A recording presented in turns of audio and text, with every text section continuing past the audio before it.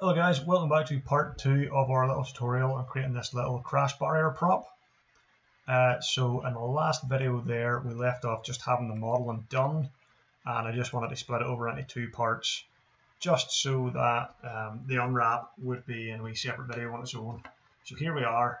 You may remember we left off, we just added the unwrap modifier to the 3 parts, and now if I open the UV editor we'll get a wee look at our initial result.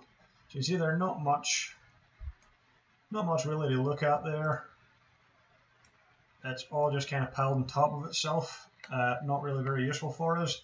So what I could do with this, I could just go unfold mapping, hit OK, and that's a bit rotten. It's packing it all on top of each other. I think it's taking each object as its own thing and piling the 3 objects on top of each other. Let me see if I go pack custom.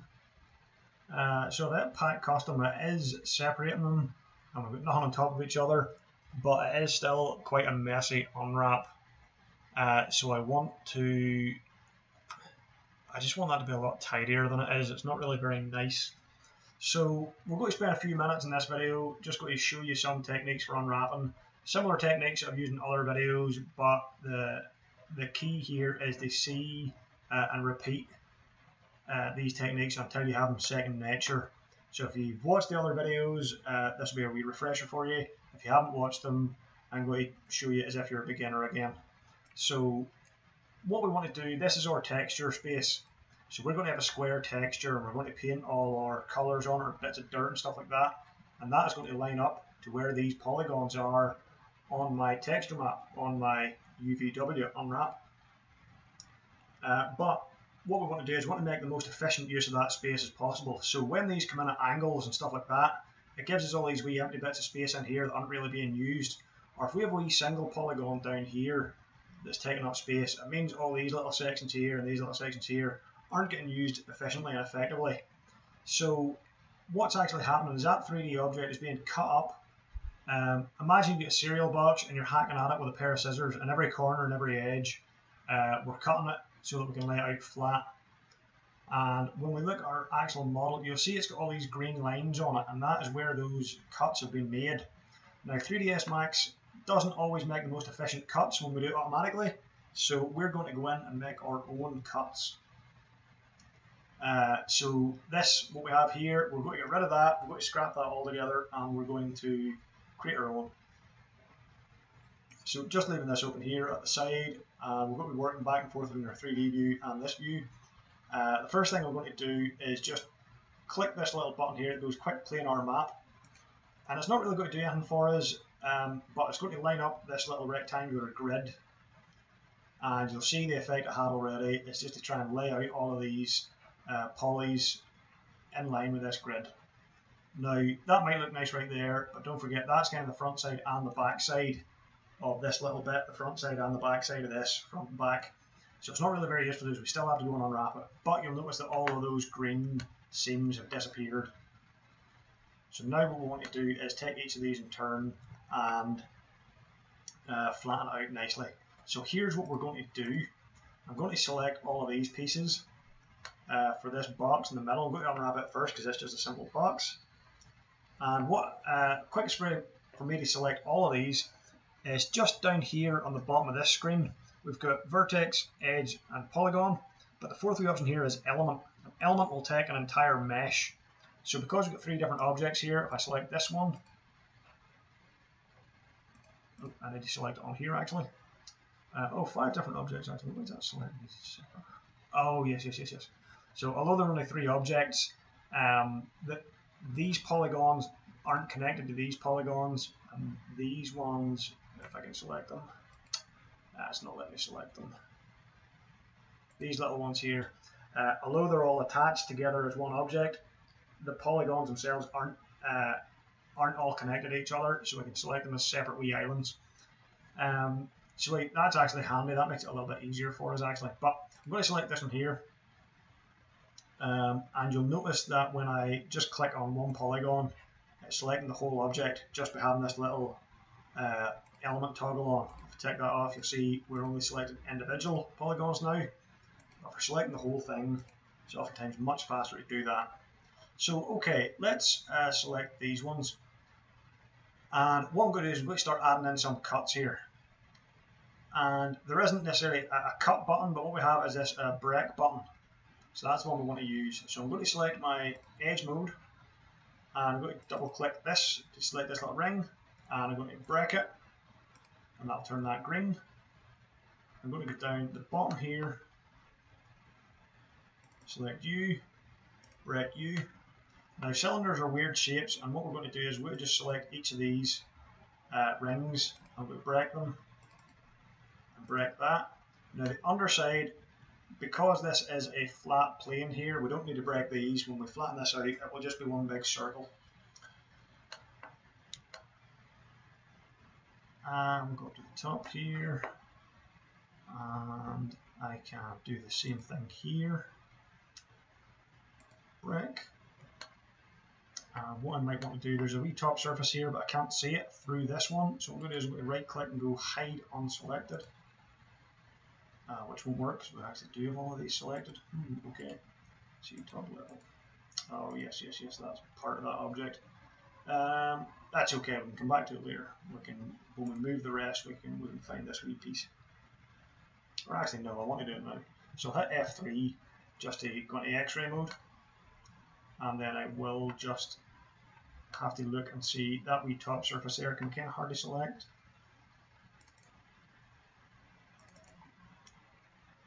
Are you going to let me do it? Maybe if I come in here instead. Oh, I'm in vertex mode, that's one. Yeah, there we go. Okay, so we do that, and we'll hit break. And there we are, that's green now. So that's all of those. Now we just need to put one long seam down the whole way. So I will just, if I double click, that's no good, that'll go right through. You'll see it's on the back side there. Okay, so I need to just hit 1, control click 2, control click 3. I don't really need to do this one. I could leave it as is actually. Yeah, we'll just do them all. There we go. Just that whole line from top to bottom. And again, we just hit break. And then what we can do is, with these all broken now, I'll let my F3 again so we can see it. I'm just going to hit polygon mode and select one of these sections. We've got the element mode selected, but now that we've sliced this up nicely, and we've got this top ring here is separate piece to all of these, and this is separate to all of these. It's only selecting the individual wee cut pieces, the little islands that we've just chopped out. So the next wee thing we want to do, we're just going to hit straighten selection, and you'll see that that kind of unwraps that out flat for us. Now it messes up a wee bit that not all of these are the same width. You'll see some of them are thinner, but that's okay. We have another little option here. Where is it? Not peel. There's a relax. Yes, relax until flat. Now this can take a few seconds to go, but when we do it, it will flatten all these out nicely. It's frozen on me. My laptop does not like the flatten tool. There we are. So a little bit of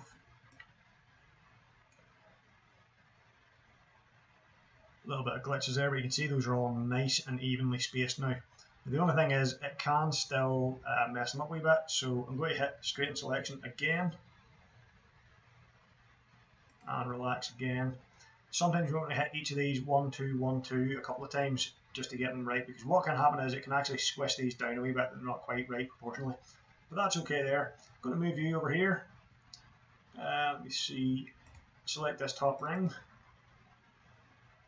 and it's not quite selecting them all. If I zoom in here, for some reason if I select here it'll select everything, but if I do it out here it will only select the individual polys. I wonder, I don't have my element mode here. The element mode only exists in the UV window, which is why that's happening. But again, we will go straighten selection, and that will flatten that out. Even though that was a ring, if we go straighten selection, because we put that one wee cut in it there, we can straighten it out. Relax until flat. If we relax until flat, it brings you a bit of a curve in there, but we'll just straighten again, keep you nice and straight. And you can see there that it's not quite scaled correctly because that length there should be equal to this bottom length. So what we can do is we just manually scale you up a wee bit. I'm holding the control key here because without the control key I can just stretch it out of shape. If I hold the control key, it keeps it in proportion to each other. So just going to bring that up to roughly the right size. That's a bit better. Brilliant. And I will do the same here. Where are you down there? Select this guy. Relax until flat. And usually the curve where it is, you'll see this little timer going up here. It takes a few seconds for it to go, which is a bit of a pain when you're recording video. I have to fill the silence with my horrible monotonous voice. There we go. So there we are. In this instance, we actually hit the relax button first. Previously, I hit the straighten selection, which will straighten out in a strip. But if we hit the relax button first, it will kind of keep it more in shape. Now, different reasons, different purposes, we might want one or the other. It's up to yourself what you want to leave it as. It's not really too important because we're going to be painting this in Substance Painter anyway. But I can leave this one like that just so you can see it. This one here, we will strip you out flat. You're a little bit bigger, so you look okay, apart from these couple are the wrong size. So again, relax until flat.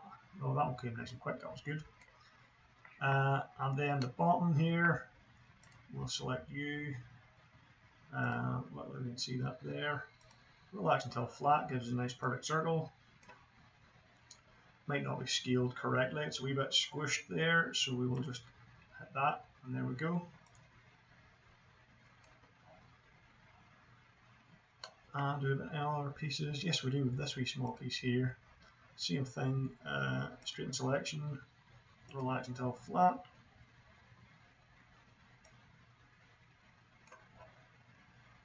And just position you here.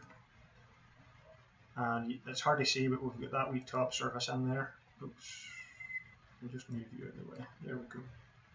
Just that wee flat surface. There's a lot of wee bits you might easily forget about. Relax until flat, just that wee top circle. We're not going to see it anyway, so I'm not too worried about the shape or size of it or anything. We'll just move you over. And there we go. That is that whole tall piece unwrapped now.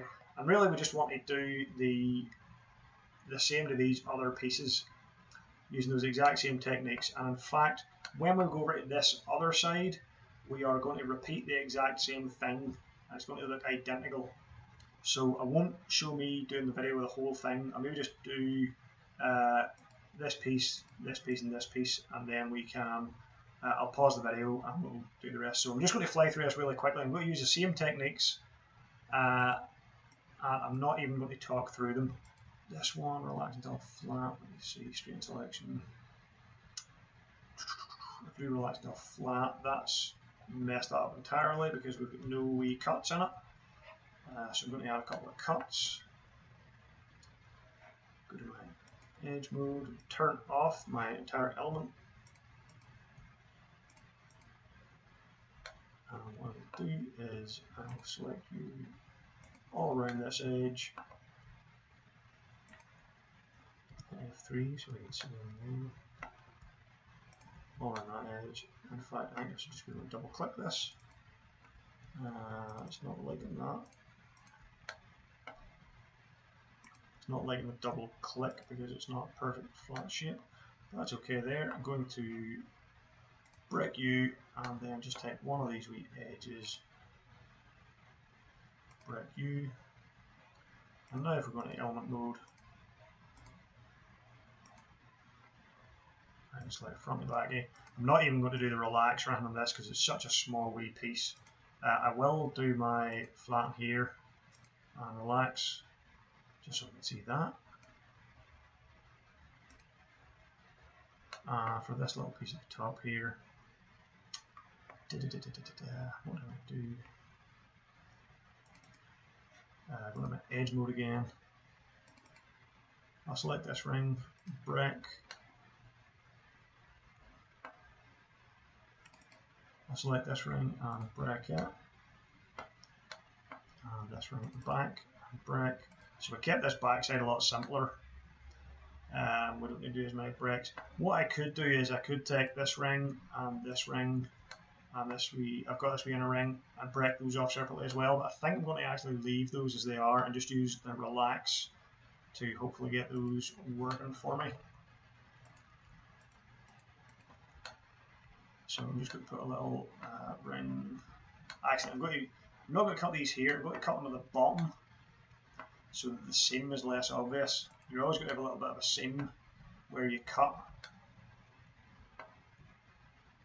And the trick is they always put it somewhere less obvious. What I should have actually done with this one is put that seam along the inside here where it's kind of partially covered by that, but it's minor detail, just as something to be aware of when you're modeling. So there, I put that seam on the bottom, just hit my break button again, and now that should be enough that I can start to unwrap this. So let me see, there's one piece.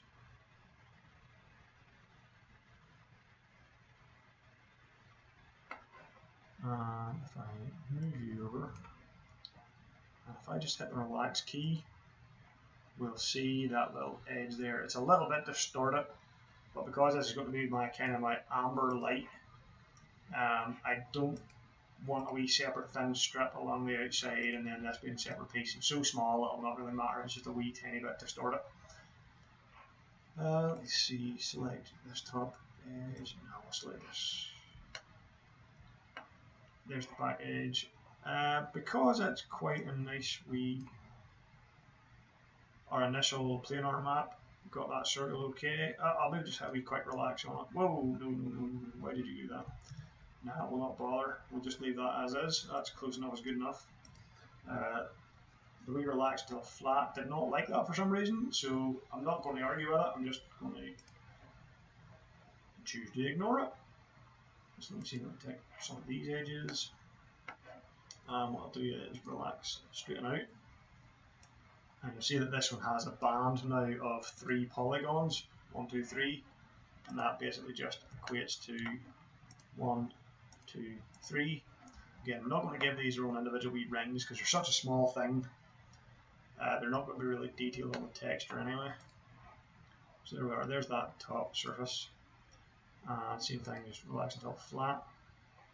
And because it's kind of at the angle, we're not really seeing it properly, so we need to hit relax on it. That'll do lovely. There we go. And now the final piece that we want to unwrap is down here. And what I will do with this one, I don't want a big long, where are you selecting this? Let me see, top level.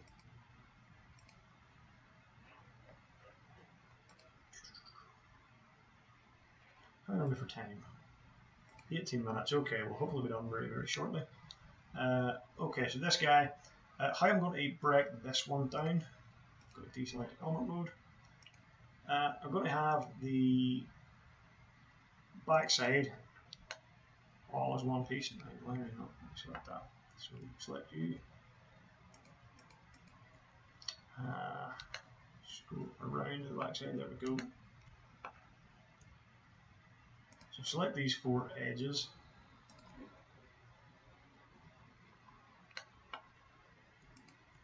And just break those off. I'm in my polygon mode. Oops, so there's one piece, and there is the other piece which has a wee top and side sections as well. So I need to just do a bit of snipping here. I'm not going to separate these like I did with the other one, so go back to edge mode. I'm not going to separate these top and side panels out. What I'm going to do is I'm going to let me select inside, that's really annoying.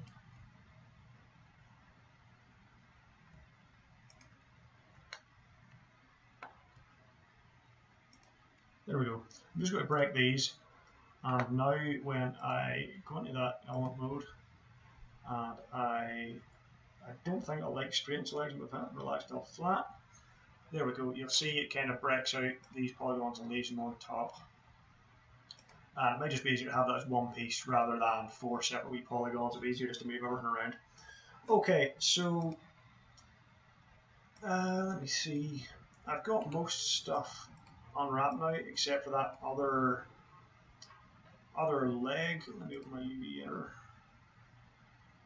See how it's going. So we've got most of this unwrapped. I'll pull all this out to the side. And I'm just going to pause the video now and quickly unwrap this one, and I'll see you back in a few minutes. Okay, welcome back guys. So I just spent about 4 or 5 minutes there just flattening out the rest of that. But really, once you get used to it, it's really not a long process at all. And especially if you use these straighten selection and relax tools, they will make your life a lot easier. When I first started this, it could take me half an hour to get a decent break on something like that, just because I didn't know of these correct tools, and especially the break tool here. Knowing specifically where to put your cuts makes your life a lot easier, and it'll just come with experience. So if you're struggling with this now, it will get easier, I promise you. Just make use of these key buttons, the straighten selection, the relax, and the break button.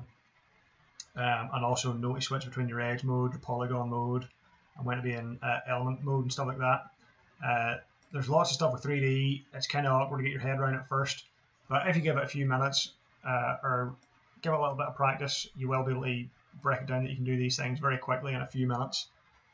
So here is everything of my object unwrapped, and I'm just going to turn off this little checker mode here so we can see a bit better. If we bring this down, we can there's actually another really nice wee button here down near the bottom, custom pack, and you'll see that packs everything in very nice, and it kind of scales everything up. If I go rescale elements, I'll just make sure that everything is scaled correctly to each other, so that this little circle here isn't 10 times bigger than this, or 10 times bigger than it should be.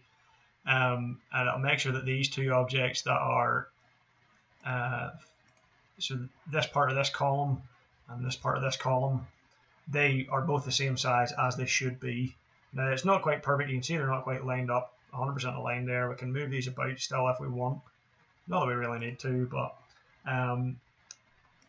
that option's really good because it'll pack them as efficiently as it can. Might not always be perfect depending on the complexity of your object, but notice how here it gives you this little bit of extra empty space.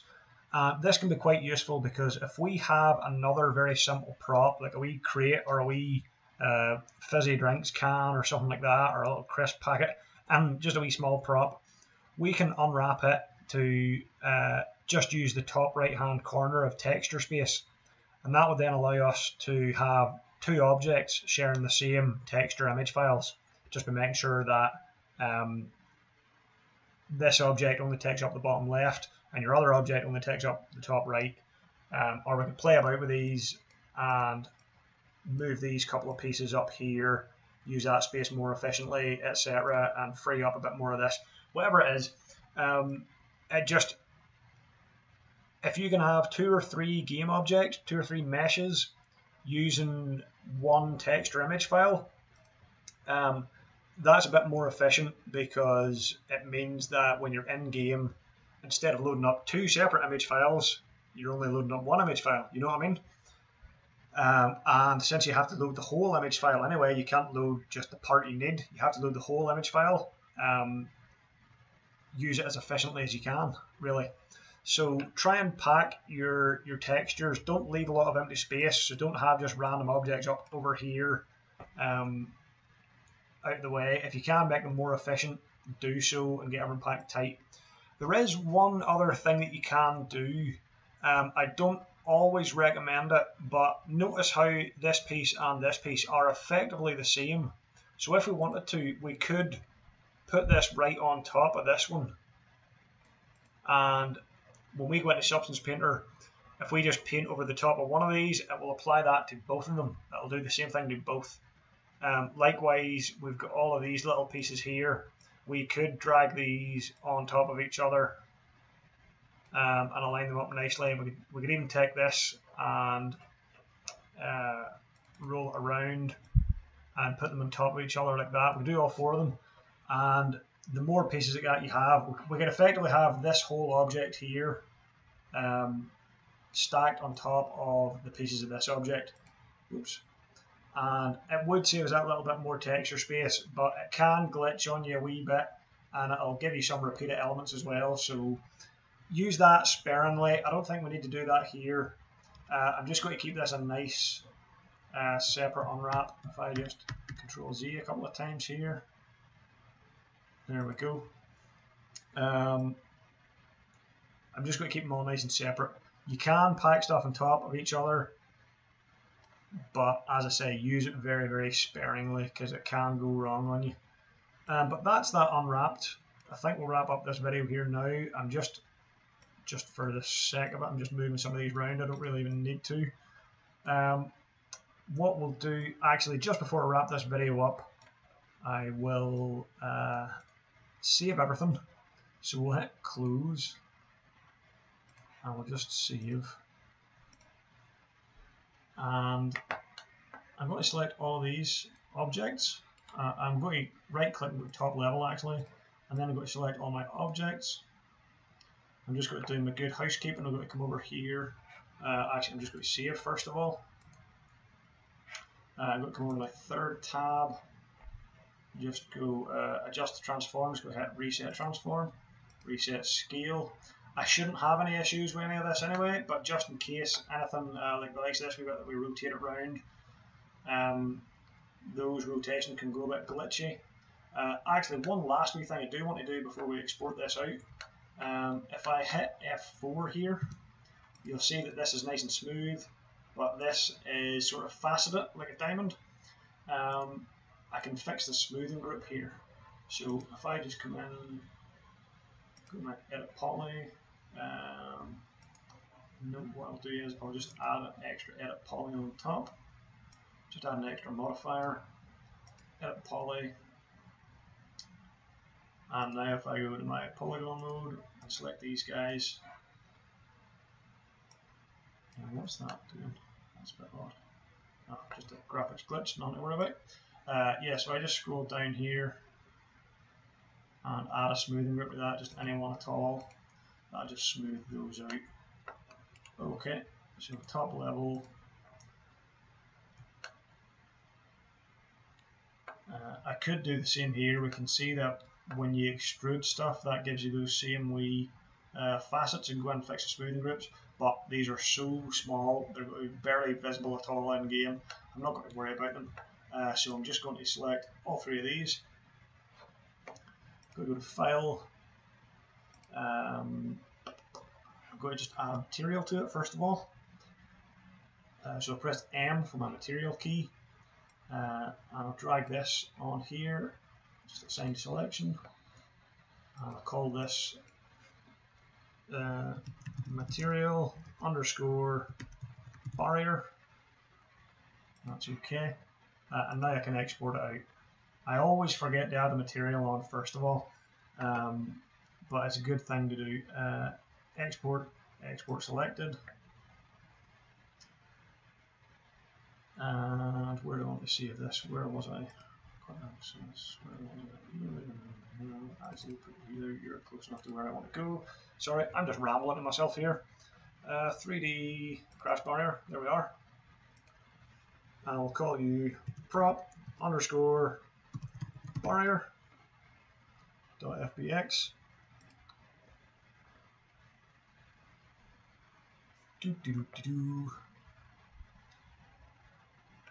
Hit OK. And that will do us for the 3ds Max portion.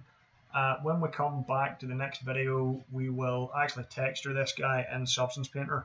So I'm going to leave it there. Hope you enjoyed that little unwrap video. It's a bit of an odd topic, unwrapping. I do kind of enjoy it, but I hated it for the longest time, so hopefully some of those wee tips there I've shown you will make it a bit easier for you. And I will see you for the next video.